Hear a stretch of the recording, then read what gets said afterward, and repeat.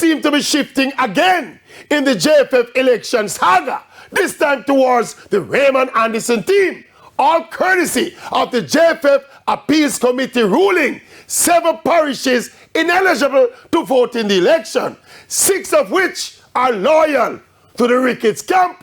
The previously disqualified Beach Soccer and Coaches Association have been sent back to the Electoral Committee for the cases to be ruled on, while certain Pillar 3 entities need not apply for affiliation but only need to be registered.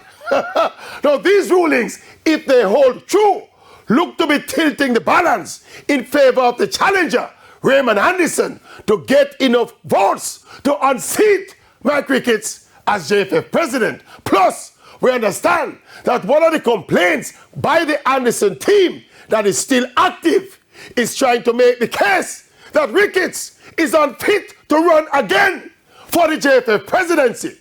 And with FIFA now involved, it is expected that issue will now be fully explored. Wow, they say a day in politics is a long time, but within a few hours, the Ricketts team seemed to be sliding from a position of comfort to a position of abominance. Bombing them again.